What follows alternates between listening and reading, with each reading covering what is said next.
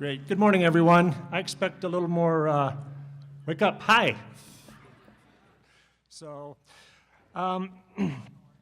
thank you for this opportunity to provide a few observations on watersheds and the importance of a continuing conversation about the challenges facing watersheds and the opportunities provided by this symposium to address those challenges. The theme of this year's symposium is continuing the conversation and a celebration of a decade of important collaboration on watershed issues. I had a unique experience this past summer, no longer encumbered by having to actually go to work. I decided I would take an extended watershed tour. So I rode the Great Divide mountain bike ride, which is billed as the longest mountain bike ride in the United States.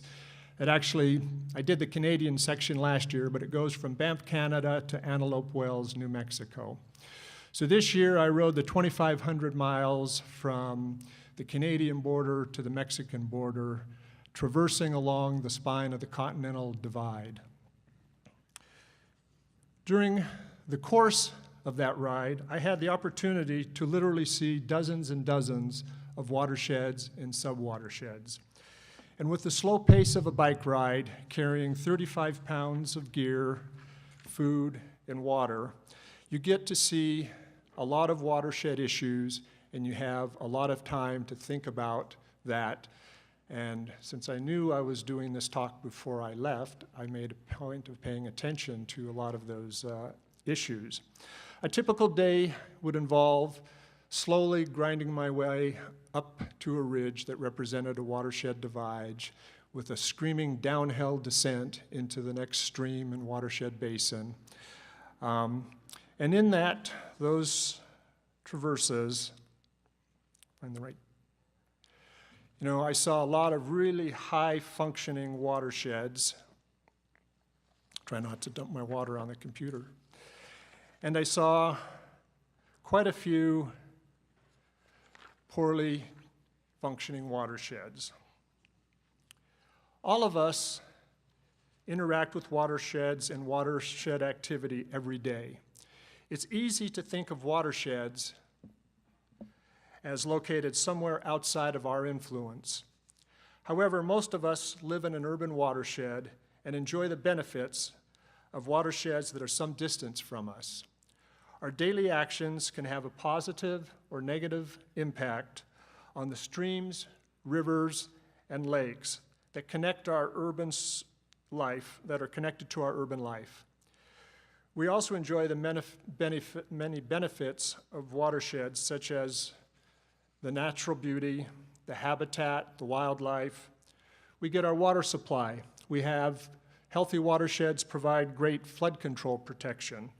We enjoy the recreation, both formal and developed, such as ski areas and golf courses in our urban core. And then we enjoy the dispersed activity, the hiking, the biking, the climbing, and hunting. We also enjoy the many benefits of watersheds that sometimes have a lot of challenges. All of us use metals and mining, and so the impacts of mining actually benefit us as a society. There's the timber extraction, where we use a lot of the wood, and I saw a lot of this going through all of the areas in Montana and Idaho. And other natural resource development. As that occurs, there are negative effects, but they are generally done to support what we're doing as a society and to sustain our communities. We also enjoy the products of agricultural production and ranching and farming.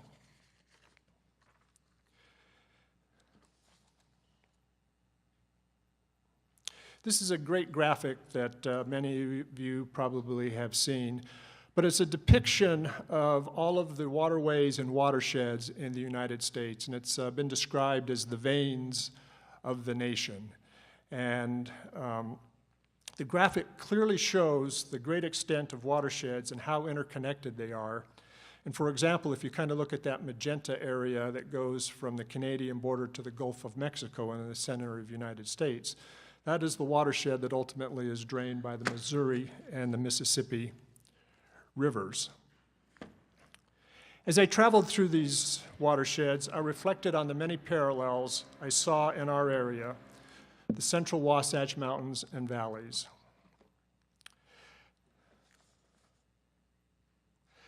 As the pioneers moved into the central Wasatch, they quickly began to modify the environment. They created water diversions to sustain agriculture, to sustain the community. They built flood control improvements in order to protect those same communities from the ravages of the floods that they would see in the springs and during the summer thunderstorms. There was historic mining that occurred, and I'll talk a little bit about that in a second. There was extensive logging that occurred in the mountains to support the building of the cities and the communities in the Salt Lake Valley, and also to support the mining up in the cottonwoods and the ochres. So it was so intensive that essentially much of Big and Little Cottonwood Canyon were almost denuded from forests because of all the heavy mills. And if many of you know, many of the side canyons up in the cottonwoods have a mill name, Mill A, Mill F, Mill D. That's all because there were sawmills located in those canyons that would support the timber industry. As I was on my travels, there were a couple of sites that actually I thought really provides a cautionary tale for us as we look to our future. And the first one is known as the Berkeley Pit in Montana, and I actually have a family connection to the Berkeley Pit, believe it or not. Butte, Montana is my hometown, and my father, as a young graduate of the School of Mines from the University of Utah, took a job with a company called Anaconda, and his job was to go up and start an open pit mine at Butte, Montana. And so that mine operated from the 50s through to the mid-80s, and then basically when the copper played out, it shut down and they stopped controlling the water that would flow into that mine. And as a result, as that water now flows into that mine, it flows across exposed ore beds and becomes very acidic, and you now have this super acidic lake that is very detrimental to anything that happens to fly into it. And now they're spending hundreds of millions of dollars trying to figure out what to do with that lake, how to control that groundwater.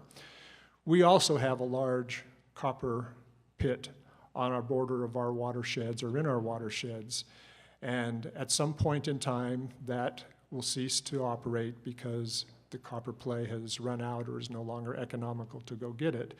And I'm hoping that we are able to learn from other watersheds' mistakes, that we can have wide stewardship when we look to shutting that facility down. The other one was the Summitville mine in Colorado. And that was a more recent mine, started in the 1980s, and was a large gold mining operation. And this happened to be on the day that I had to ride over the tallest pass that I was going to ride over at Indiana Pass, which is 11,900 feet above sea level. And there's a 23-mile climb to get up over that pass. And I ended up having to carry about 5 liters of extra water to do that, because as soon as you dropped into the Summitville watershed, we were warned both by signs and by literature that do not count on drinking any of that water in that watershed, although it was plentiful, because it is so contaminated with heavy metals that even your backpacking water filters, you are still exposed to a high level of dissolved metals in that. And so we've also had and still have some legacy mining activity that's occurred. We had groundwater contamination on the west side, and there's been millions of dollars spent by Jordan Valley Water Improvement District and Kennecott in the state to drill some wells to hopefully recapture some of the contaminated groundwater, run it through reverse osmosis treatment plants, move it into a beneficial use, and stop the underground plume of contaminated water that was currently migrating towards the Jordan River. And there are some legacy mining issues in Little Cottonwood Canyon and American Fork Canyon where there's a TMDL for high metals. So how we operate these sorts of industries and then ultimately decide to close them down when they're no longer used has a huge impact potentially on our water quality and our watersheds.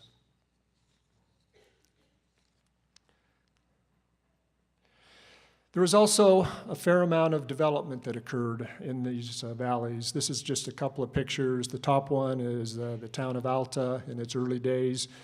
I have been told, but I have been able to find them, that those three trees are still there in Alta.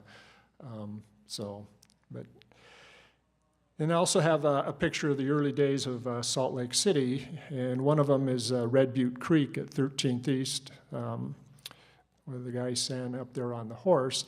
And now if you go out to that area, you no longer have these open areas, but you have a high-density residential and commercial area. And all of this sort of development that's occurred historically and is ongoing now in our urban watersheds has an impact to our streams and our natural water resources. So we have built roads, transportation system, utilities, both in the urban and the mountainous watersheds. We saw historically, and we are seeing now, overuse pressures. The pressures were so great in the 60s on City Creek that it was literally shut down and nobody was allowed to go in there to allow that watershed some time to heal. And as this valley continues to grow, and we look at some of the population projections that Envision Utah and the state have put out there, where we're looking at potentially another 600,000 people just in Salt Lake County, this is going to be an increasing amount of overuse pressures, and how we're going to handle that is going to be a challenge. We're also starting to see now the impacts of climate change, unfortunately, on our watersheds. We're seeing invasive species moving up into the riparian corridors. We're seeing beetle kills on our pine forests. And those are only going to continue to get worse, and it's going to be a challenge for resource managers to try and address those challenges. And there has been a lot of habitat segmentation and straight-out destruction, which has been detrimental for a lot of our wildlife populations. Riparian corridors tend to be freeways for animals. And as you segment those riparian corridors and break them up, you basically isolate pockets and you no longer have the natural environment working very well. The Central Wasatch Mountains and Valleys provide the benefits that are not often found in other major American cities and are foundational to the quality of life in the Salt Lake Valley. We have world-class scenery, hiking, skiing, wildlife viewing, biking, and so many recreational opportunities that are located within minutes of the homes and jobs of our local residents. Our urban stream corridors provide similar benefits in the urban core. The mountains are also an economic engine, hosting a world-renowned tourism industry, making the region desirable for companies to attract high-skilled workers. Importantly, and this is because I'm the water guy, they provide drinking water for over 500,000 people in the Salt Lake Valley. The Great Salt Lake, on the other end of the watershed, interconnected by many urban watersheds, is a very important natural resource to many bird species. It provides both recreational opportunities, such as bird watching and sailing, and it's a highly valued commercial activities such as brine shrimping and the mineral extraction from the salty lake water. There are multiple benefits on protecting our water resources. It protects public health through the access to high quality and accessible water supplies. Healthy headwaters provide flood mitigation, air quality improvements, and in this day and age, carbon sink, which is an important aspect. A healthy watershed enhances our resiliency during a time of climate change, and the watershed ecosystems provide habitat for fish, birds, and mammals that are healthy and we all enjoy as a benefit to our community.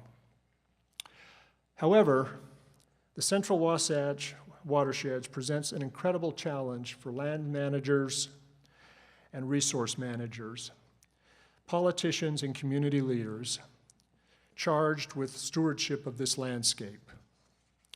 Communities along the Central Wasatch Mountains are posed to be among the fastest growing in the United States in the coming decades, and recreational use of the mountains and corresponding watersheds are forecast to increase dramatically.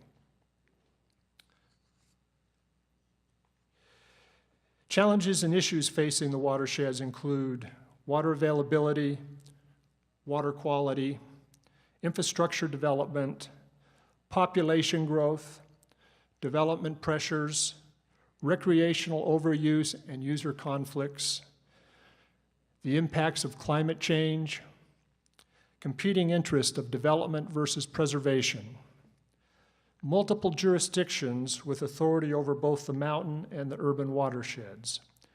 There are multiple planning documents that govern. For example, in the Cottonwoods, you have the county has a plan, the city has a plan, and the Forest Service has a plan. You have funding issues and you have agency priority issues on which projects get funded and where we have resources to address watershed challenges.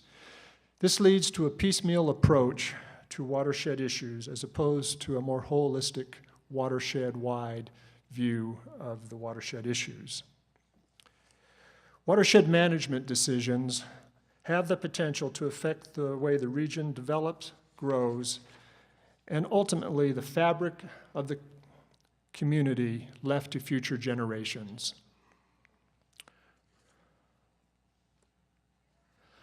Our urban streams are challenged with development and use pressures that are responsible for degraded water quality and stream conditions. Changes in land cover and the increased imperviousness of the urban environment have resulted in large volumes of runoff traveling at faster velocities. This has caused serious stream bank erosion, compromised habitat, and water quality degradation. Many of these areas were developed without adequate stormwater controls that must be addressed if urban streams are to be restored and water quality is to be improved in our community.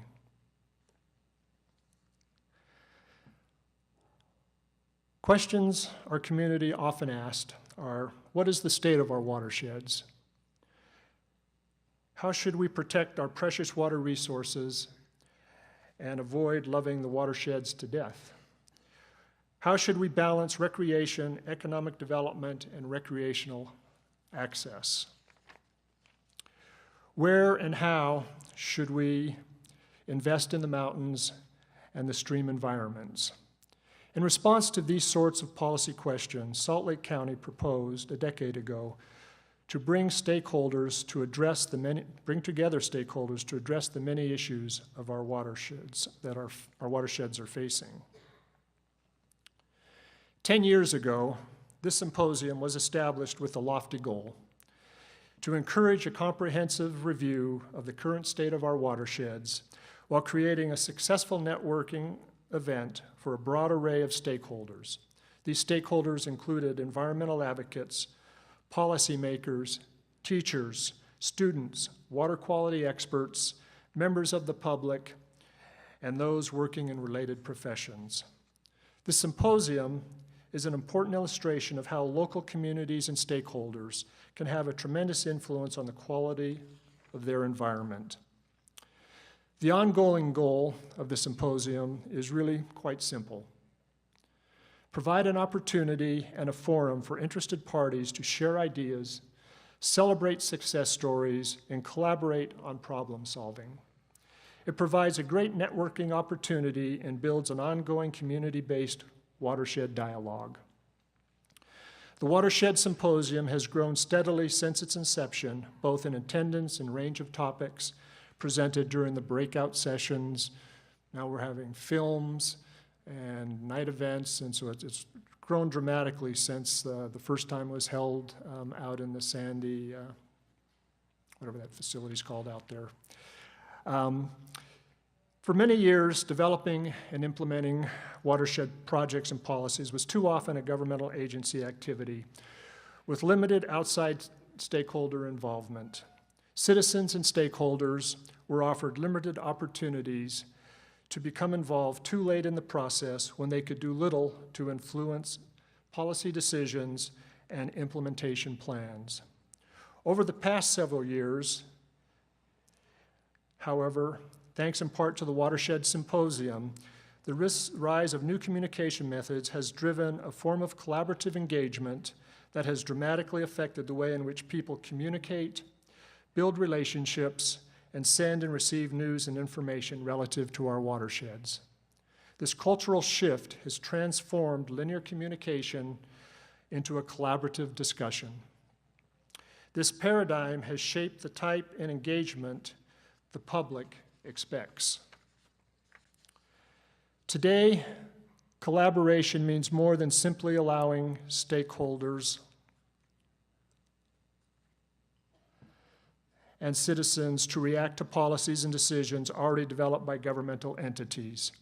Rather, it is a continuous dynamic conversation with those important interest group and policy experts on many levels. It is a process of working collaboratively with the community as a whole to address issues affecting their lives. The collaboration facilitated by this symposium considers the many ways in which various agencies and jurisdictions can connect with the community in the development and implementation of policies, programs, and services. Furthermore, collaboration acknowledges the right of stakeholders to have a say and get involved in the business and protecting our watersheds. The goal of this collaboration is to make sure our community has a safe and productive forum where residents and stakeholders can come together to dialogue about issues of concern to them, create their own vision and strategies for change. Rather than officials developing and driving a one-way top-down process, it has allowed them to actively seek out and utilize the expertise and stakeholders in a two-way discussion that makes the most of the talents and perspective each brings to the table. This informs and enriches watershed plans and programs in both the short and the long term.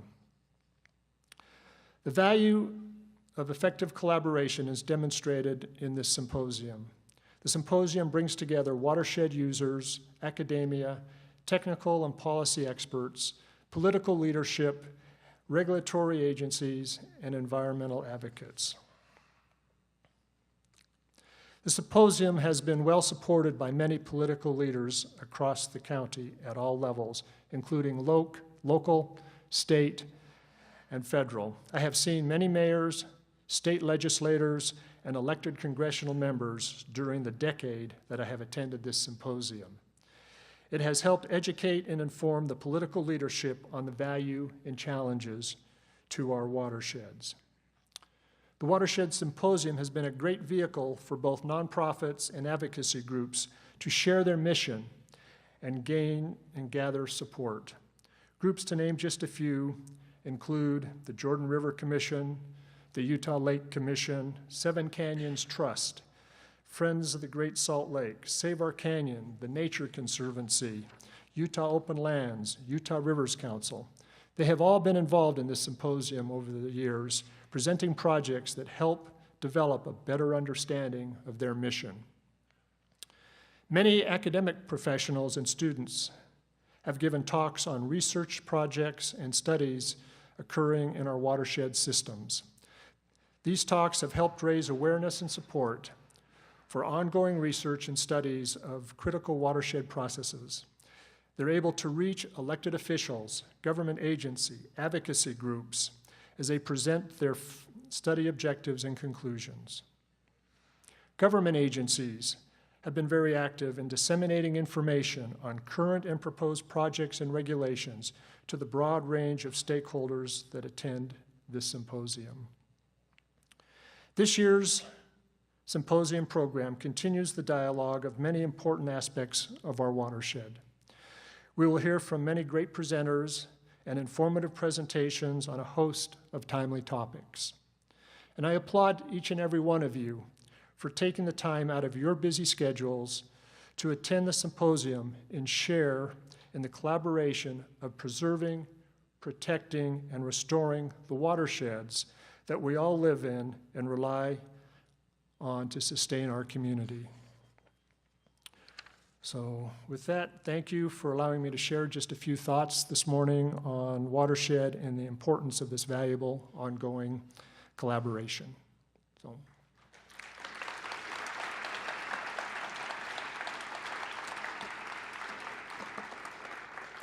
I'm supposed to allow a few minutes for questions, but I'm not sure if they're. So again, thank you. It's going to be a great symposium, and enjoy it.